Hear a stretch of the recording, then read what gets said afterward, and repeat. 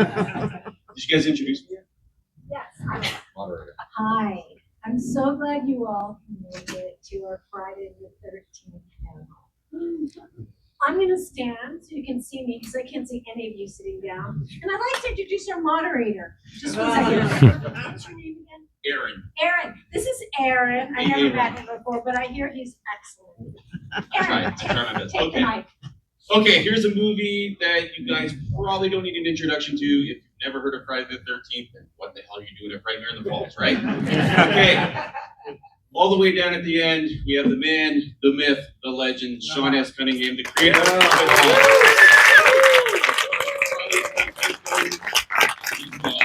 Right next to him is big bad Douglas Tait. He was Jason at the end of Freddy versus Jason, right? The final scene, right? Yeah. Is that correct? Yeah. And we have the lovely, how is she still so beautiful? Judie Aronson from the final chapter. That's a really cool scene.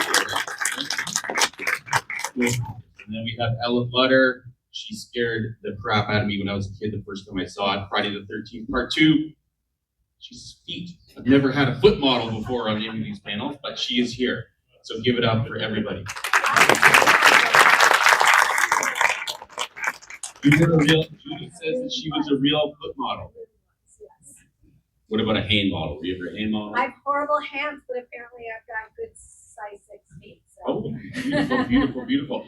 Okay, well, I've been spending like the morning walking around, talking to people and going, okay, can you just explain it to me? Like, what's going on with Friday the 13th? Like, there's this legal thing, and like, there's a show, and there's a movie, and there's a game. And I think I figured it out. Okay? So, Sean, I think the latest news is a sequel to the game, correct? It's not a sequel, but yes, there's a video game, and it's been in the works for a while. That's great. And, can you hear me? All right. Maybe just a little closer.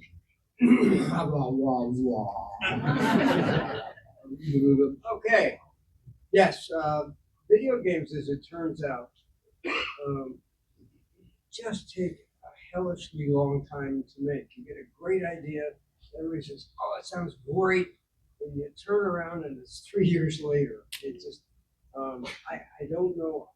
The Friday the 13th game, we had hoped it was going to be ready for this Thanksgiving, but it's not going to happen.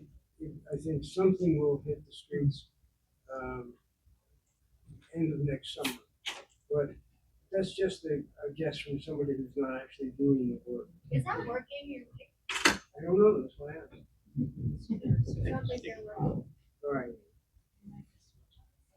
Hello. No. There you go. Come on. Hello. Hello. Spit all over it. All right. I was trying to do this. Okay. Anyway, I think that next year there will be. Here's what happened. We were working diligently on the sequel to the original game. Not really a sequel, but the next in line. And when all the stuff hit the fan, everything came to a halt, and the people who were building the game and so on, everybody just retired to their own next thing.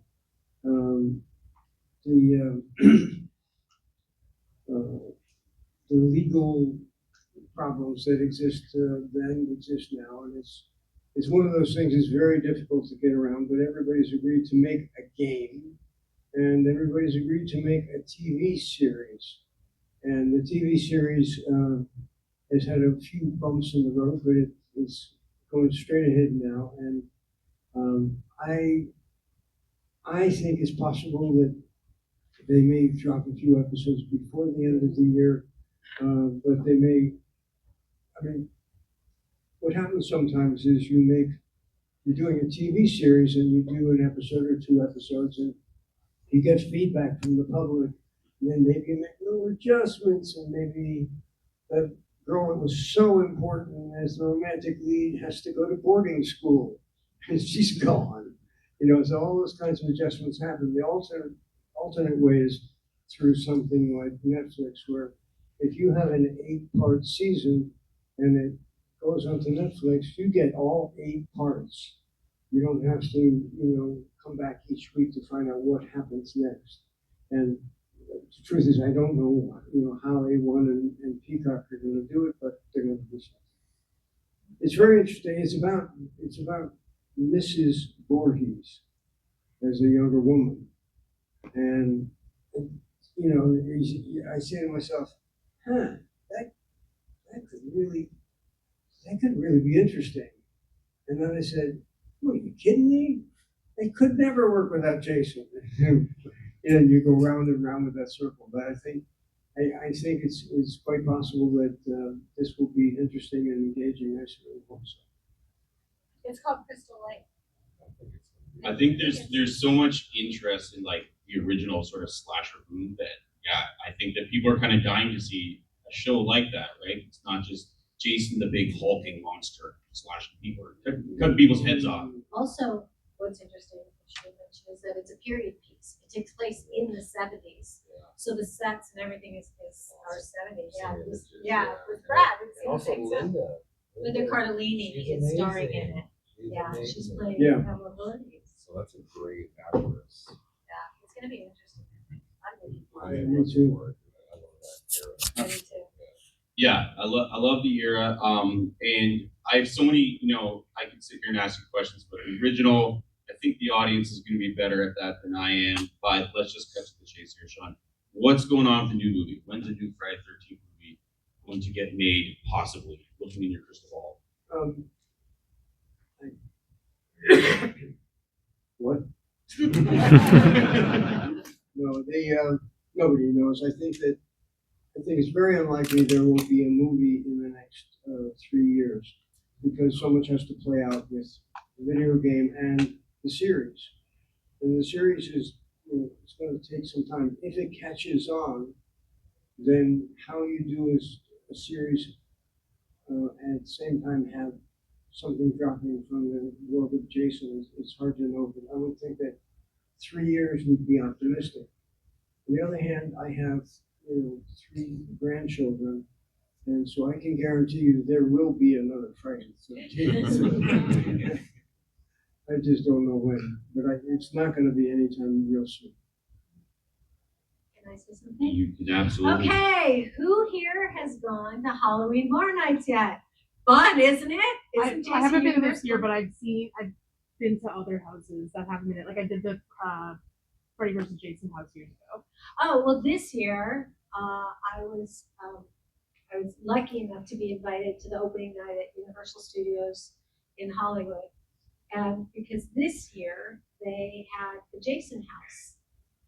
If any of you know Halloween Horror Nights in LA and Florida, it's really fun. So the whole house that you walk through is all scenes from the different Friday the 13th. And this is the first year they can do it because of the lawsuit. It's the first time they can now actually do things with Jason. It's called Jason Universe, this one. You're split up, right? There's 2 different kinds of parts to Friday the 13th now, right? There's the ones who own Jason and the ones who own Mask. the mask. Yes, the record. Yeah. I would try to explain it to you, and you'd say, "Well, that doesn't make any sense." I said, "Duh." Yes, there are. It was one of those things where we split the baby in half. We decided that the original writer maintained, or the rights reverted back to him as far as the original script went. But the original script didn't even have Jason in it. So the name Crystal Lake and the ideas around it are on the one hand. The other hand is the ones that the original writer and producers didn't have anything to do with. And that those are the movies that you have grown to like over the years. But either side can sue the other side because they'll say it's derivative or whatever. And so consequently, the studios don't want to get involved unless everybody will sit down and sign a piece of paper and agree to make a movie. But the TV series intervened, and I think everybody could agree on that. So if any of you want to go to see a new Jason thing, I highly recommend. You guys are not that far from Florida, further to California, but it's really fun. It is really fun this year. So, I mean, it brings out all the old school Jason that you guys would love and scary. So I highly recommend it if any of you could get yourselves to Universal Florida soon. Switching gears totally, Judy. There's a rumor around that says that you are the only character in a Friday the 13th film that was saved by Jason. That's true. How did Jason save you exactly? Jason saved me and then killed me. So in my death scene, it was very, very cold, and I recognized many of these faces have come up to me today and asked me about this. But I did get hypothermia. Yes, it was cold. It was December night, and I was shooting from sundown to dawn, to sunup. And it was late in December, freezing cold. The crew were all in their ski clothes. It was so cold. And I was in water the whole time. So it got to a point where it was pretty unbearable. And when I'm on the raft in my death scene, I'm actually in water. There's a hole cut out in the raft, and my body is through the raft in water, and you only see from, my shoulders and my head are on top of the raft, looking like I'm lying on a raft in a fake back. So, but truthfully, my body was in the water, submerged the whole time. So it was very cold, and Ted saw that I was suffering really badly. Ted White, who played our Jason. So he said to our director, Joe Zito, who, by the way, I'm going to dispel a rumor. I really like Joe Zito, but the show must go on. He did what he had to do, but I really, really do like him. I want everyone to know that, because everybody thinks that he was a horrible man, and he wasn't. He was a wonderful man. He is a wonderful man. But anyway, so Ted White said that he refused to continue, and that he's going to walk off the set and never come back if they didn't take me out of the water and warm me up. So they did. So he stood up for me, and they ended up taking me out of the water, warming me up, and then getting me right back out in the cold. And so yes, he did stand up for me, and he was wonderful. And God bless him. He passed away. So I miss him a lot. But yes, he was a wonderful man, and he did save me, and then he did kill me. I can understand why they listen to it. I actually did a panel with them once at a convention in Texas, Dallas, Texas, I think. And I swear to God, the guy, you shake hands with him, and he breaks your hand when he shakes it. He was a big guy. He was the definition of old man strength. And old Hollywood. Like, yeah, he was John Wayne's stuntman, and everyone. Clark Gable, yeah. He was old school. Like, he was so amazing, you guys. He would tell stories. Did you care about this? But want to hear this? He was the best storyteller, and he would tell these grand stories of all the olden days of Hollywood, as he called them, in the pictures that he was in. And it involved, all the oldies. And he was in a lot of Westerns. He was a cowboy. So he's just got he had the best stories. I would just sit down and tell me more. He'd command anybody. It was like, like a Pied Piper. Everybody would gather around him to hear his stories. It was really amazing. He had a way of speaking, for sure. Hey, Correct. speaking of amazing actors, so this party that you're at in Friday the 13th, final chapter, I really wish I was at that party, because you were there and you had to leave, but Crispin Glover does this amazing dance, right? Right? We all remember the Crispin Glover dance. So just, I don't know, what was Crispin Glover like? Well, how was he to work with? Well, I didn't really know him that well, because he spent the whole time learning choreography for that. No, I'm teasing. We started shooting a scene, and there went Crispin. We had no idea he was going to do that. As a matter of fact, he had no idea. It's just how he dances. He's just a weirdo in the most fabulous sense. He is what you see on screen is what you get with Crispin. That's his personality.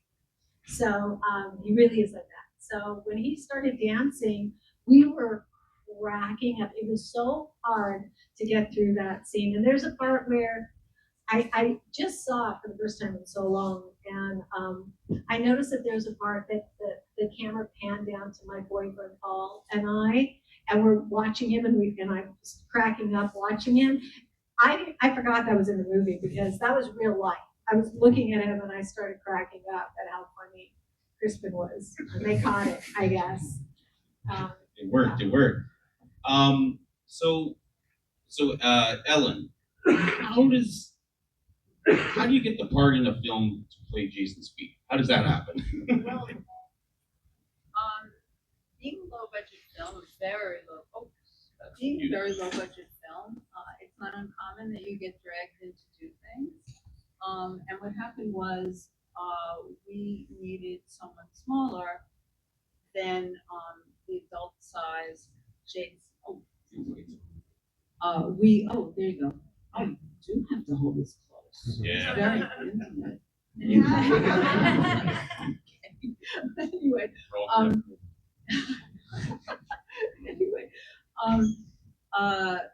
Anyway, so what happened was, if you are familiar with the movie, at the very beginning of the movie, Alice, the final girl from Friday the 13th, is murdered by Jason. That's his first murder. And the idea was that happens 5 years before the counselors all come back to Crystal Lake, and it's counselor training and stuff like that, and then those murders proceed. But anyhow, the point is that they wanted to suggest a 5-year difference physically in Jason, and they wanted someone smaller than the stunt guys that we were using or any of the adults on set. And actually, initially, they wanted Virginia Fields, who was our production designer, because she was quite a petite woman. And she was like, I don't have time to hang around on set. Or I gotta go dress the set that we're shooting with tomorrow. And I was, as being the costume designer and being such a small shoot, I was the whole thing. Normally, on a larger film, there's the costume designer and there's the wardrobe department, and the wardrobe department handles on set, handles the actors, dresses the actors, and all that kind of stuff. And the designers decide what the stuff is, either have the costumes built, buy them, rent them, whatever. But since this was so small, I was everything. So I was always on set. So I was the next smallest person. So that is how I got cast and got thrown into the scene. And I don't really think that much about it because we always did that. I mean, you'd be on these small jobs and you'd need an extra to go walking by, or you'd need a dead body or something like that, and the crew would get thrown in. And that was it's super common thing. We've all like worn a chicken costume or something like that, right? I mean, totally. So, so that's what happened, and I didn't really think about it that much. I never thought that much about it, but later in my career, working on some jobs, some of the younger kids, the workers, the production assistants, would come up and go, oh wow, you worked on all these horror movies in the 70s. Oh, I want to do horror, I want to write and direct and stuff. And so I'd say to some of them, well, okay, the Friday the 13th franchise, if you like it, next time you watch it, we'll have some fun. That's me. Those are my feet.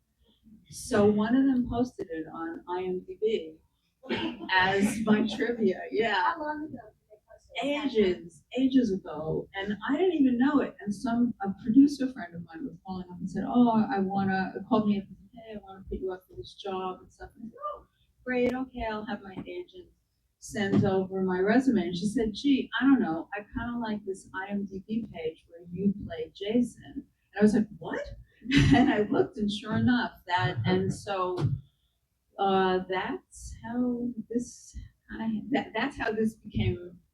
I became included. That's how I was included. But I did the costumes. For Friday the 13th Part 2, but that's like secondary compared to my feet. It's funny, but it's nice to represent crew. It's nice to be here and represent crew and represent people behind the camera, and kind of just be part of it. So that's like it's just a pleasure to share a little bit of that craft with you guys and just kind of shake hands across the camera, so to speak.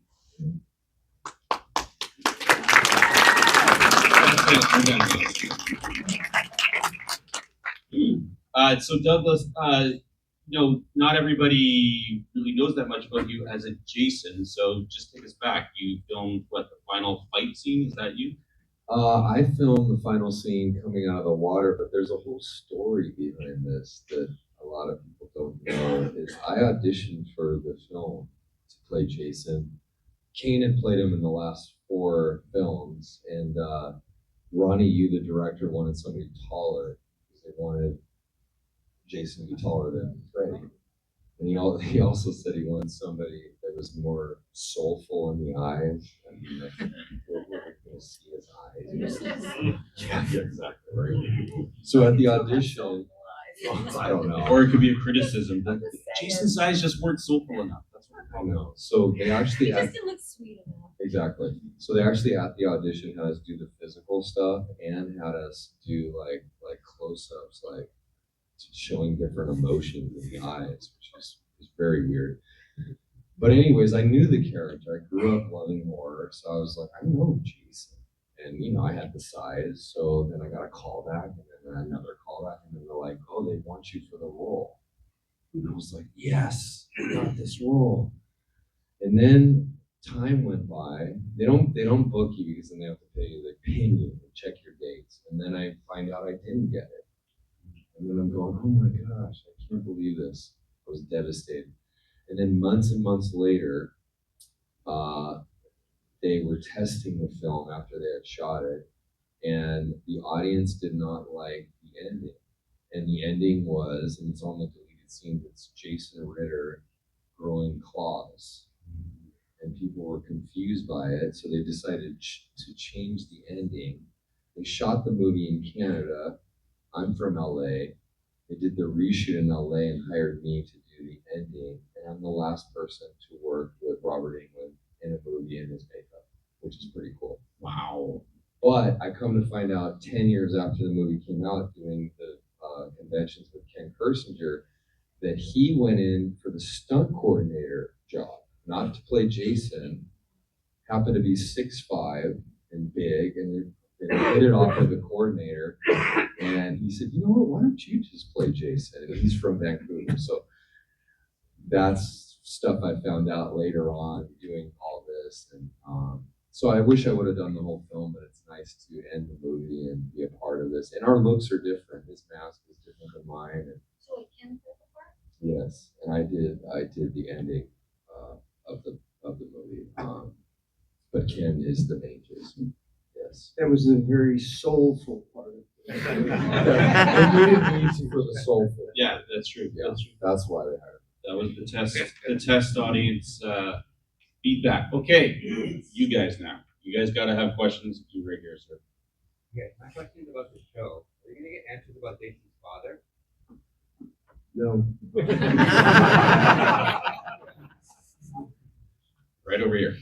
I have a two-parter. One, Sean, you mentioned this downstairs, but I found it fascinating. Tell them what your involvement was with Friday the 13th Part 2. And Judie, you had a funny scene where you pulled Barbara Howard in the water. I want to know, was that her or a stunt double, and how much fun did you have doing that? Want to go first or me?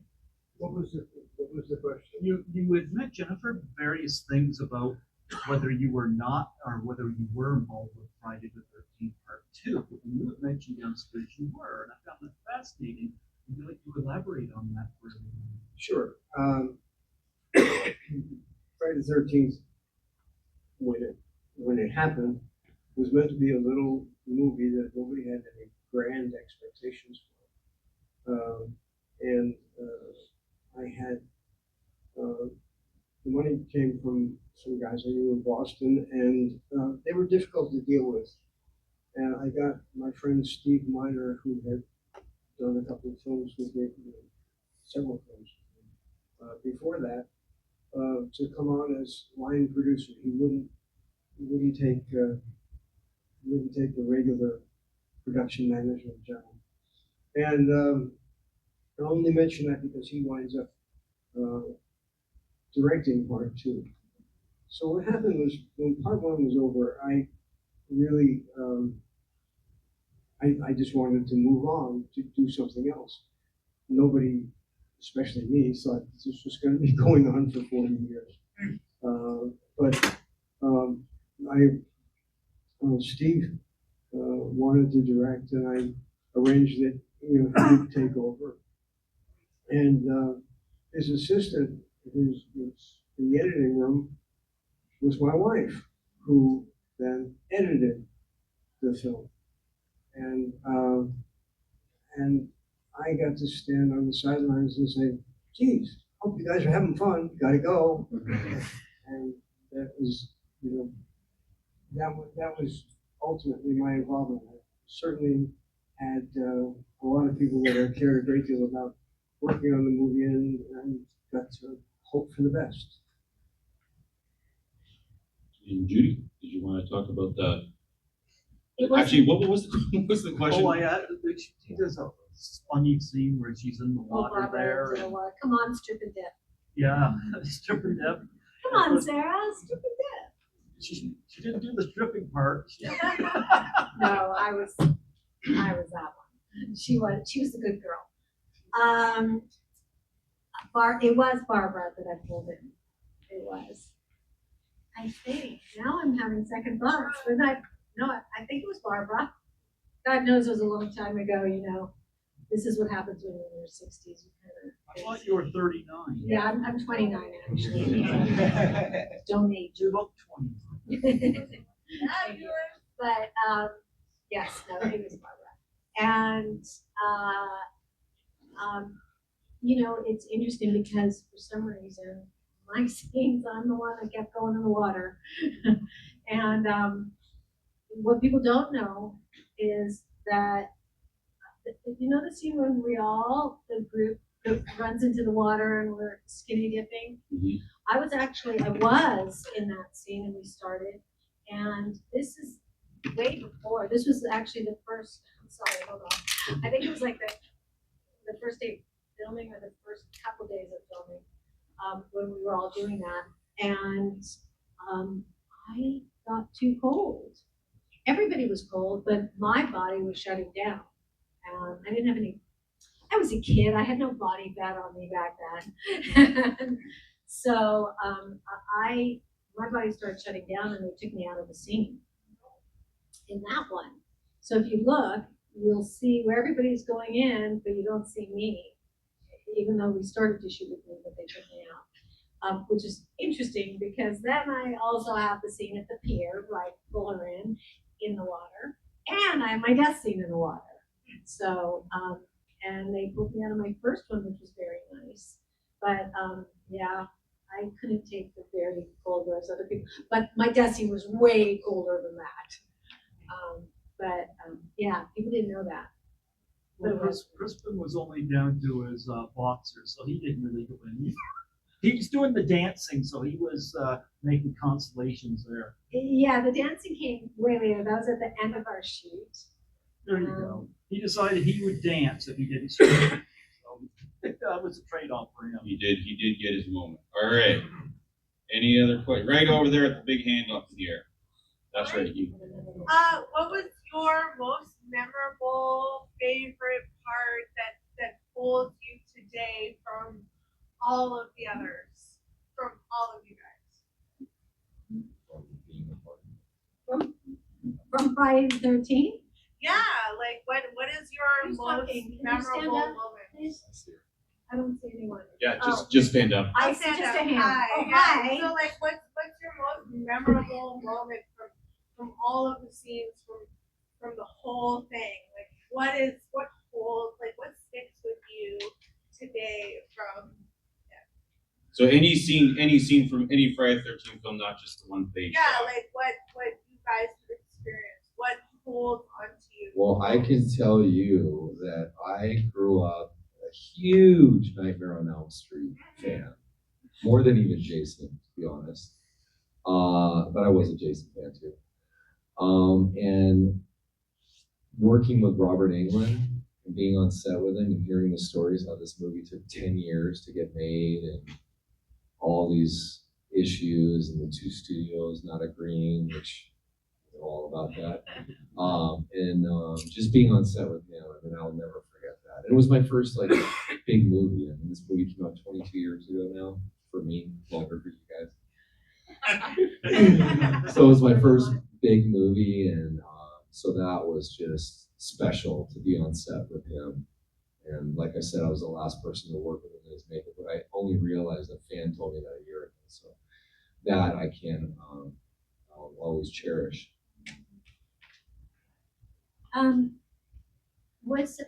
Sorry guys, you're We gonna can- hate me for asking this question, but was Freddy vs. Jason after the remake? No. It was before. Sorry guys, 2009. Freddy vs. Jason came out in 2003. 2003. Oh, I didn't know that. Okay. All right. Anyone else out there with Friday the 13th questions? Right at the back. Sean. Yes. Hi. I'm from New Jersey, and I've been to Camp Loving Bosco numerous times. And when you were filming Friday the 13th, Part 1 at Novi Bosco, where did you sleep? Did you sleep at the camp? Did you sleep at a hotel nearby? Where did you sleep? Okay, Camp Novi Bosco is a Boy Scout camp in New Jersey where we shot Friday the 13th. And it had all the stuff that we wanted, and they were willing to let us shoot there, so we shot there. When we were shooting, a number of, well, let me say this, the only motel within any kind of decent radius was at the end of the road that was the beginning of the camp. I think it's called Sportsman's Lodge or something. And I spent most of my nights there, but we only had 3 rooms that we could afford, and you know, it was sort of a round robin. But a number of people I know, Tom Savini and his assistant, and first assistant, first cameraman, second cameraman, they like being out in the woods and quote unquote roughing it. But it's the thing about making a movie. What happens is you get a bunch of people that you might not have a lot in common, and you put together all of your energy and stuff to make this thing, and you wind up becoming usually very close to those people because the intensity goes on for a few months. And then, oddly enough, often when the film is over, everybody goes to their old lives, as it were.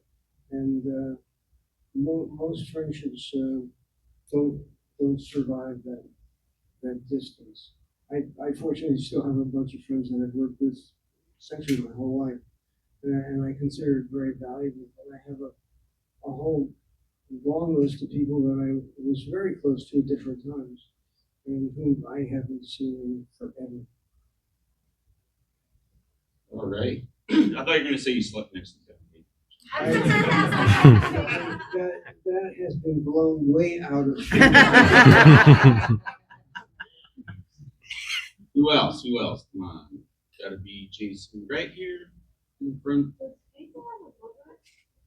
Yes. But she's dead. Sorry, I shouldn't have answered that question. But you can see her in the series. Oh, there you go. You gotta watch the original series. Yeah. That will answer all of those questions. Her name was Betsy. Yes. Yeah. In real life. In real life. very big star. Betsy Palmer was a very huge, in the olden days, way before you were born. She was wholesome. Who is any other questions right here, Mister? Yeah. Thank you. Thank you for coming. My question, I'm pretty sure it's not related to producing. Producing is a whole different hard job to make. But the other professionals, when I try to empathize, I see you dedicating such a small part of your lives, professional lives, on a project. But then, for decades after, you're now part of a huge thing that you pretty much didn't have any control then. How do you feel about that? It's not just you, like other people in movie business happen the same thing, but I wonder how do you feel comparing like, that part of your lives and then the echoes that came after that? Oh, I have to answer. Oh, here. Oh my God. You know, it's not actually not a small part of your life, because when you work on a job, it's 24/7 essentially, and everything else kind of stops. So, and on top of that, speaking to what Sean was talking about, you develop these relationships because you have to work departmentally, and you have to, coordinate these things. So it's like, in a weird way, it's a very big chunk of your life. And the fact that, for example, the fact that Friday the 13th became a franchise, you don't see that coming. All you see is that you got a job and you're getting paid, and you're just going to survive the job and hope you get another job. Hope you don't screw up too bad, that you get another job. And being a part of the franchise is I can't explain it. It's not any bigger than than what you put into the job, the part of the job you did. Do you understand? It's like, because you really do invest your whole life into it. There's no other way to look at it, because it is a nonstop thing, and you live with the crew and the cast, and you gotta make it work and all this kind of stuff. So it's like, even though it's part of something bigger, the piece that you contributed is bigger. Emotionally, do you know what I mean? Yeah. I mean, it really is. It's not just, I'm not just Jason's feet, and I'm not just the little shorts that the girls wore running around on. It's like, we did this whole job and we put it together and we survived each other and we survived it. And as a matter of fact, I'm still friendly with so many of the crew that were on that job. I mean, that went on to have exciting and satisfying careers, and it's still, that's all I can say about it. It's such a funny thing. Making the stuff is not. I can't play. It's everything and nothing at the same time. It's your little piece of immortality. It kind of lives on forever, right? Yeah, you're stuck with it. You really are. You're stuck with it, but I mean, It's true. So, You're not stuck with it in a bad way. I mean, you're stuck with your work. You know, that's your contribution is forever. So it's like that's like huge. That's like a huge thing to be contributing to something. And the fact that it hasn't vanished is fantastic. It's fantastic that people can enjoy it forever and ever and stuff. But it's really personal. I find work extremely personal. when we're on it though, we have no idea. Like, we would never in a million years have pictured that we would be here 40 years later, 40 plus years, with people still loving the movie and kids knowing the movie and generation after generation, not a clue while we're doing the movie. When we're doing the movie, it becomes our little clan, and we get very close in a very short amount of time. Every movie I've done is like this. You get very close in a very short amount of time, and like Sean says, then you either break up. No, you don't break up, but like you kind of, you go back to your lives, and but or not. Now, I happen to be very lucky because, and we each have this in our repertoire of things we've done, but for me, I mean, I've done a lot of things, but I gotta tell you, there are 3 things in particular that I've done whereby your question fits perfectly because each movie is so different than the other, total different genre. I've got like the Friday the 13th horror, I've got American Ninja martial arts action, and then there is Weird Science, which is 80s fun, high school stuff. And each one is so different, and yet I have the same experience with each one, whereby never in a million years would I have thought that any of those would stick into becoming classics of their genre. You have no idea. You're just doing your job, you're with your friends, you get close. And I am going to say one really cool thing that I actually am so fortunate because I'm still really close from people in all 3 of those films. And we are all going through this together, and we're doing cons together, and we all talk about this all the time. I mean, you guys, you're just actors, we're just like you. We're all amazed by this ourselves, going, I can't believe this is happening. Like, I can't believe here we are today, and people care. I can't believe I get to meet these people or travel here because of something I did 40 years ago. We're all just like you, and we're as amazed by this phenomenon. Like, no, we had no idea that this would be like this. But I will say, and I've told a lot of you who asked me this at the table, I'll give you one example. 2 days ago, if any of you have seen Weird Science, 2 days ago was Suzanne Snyder's birthday, who is the blonde girl in Weird Science with me.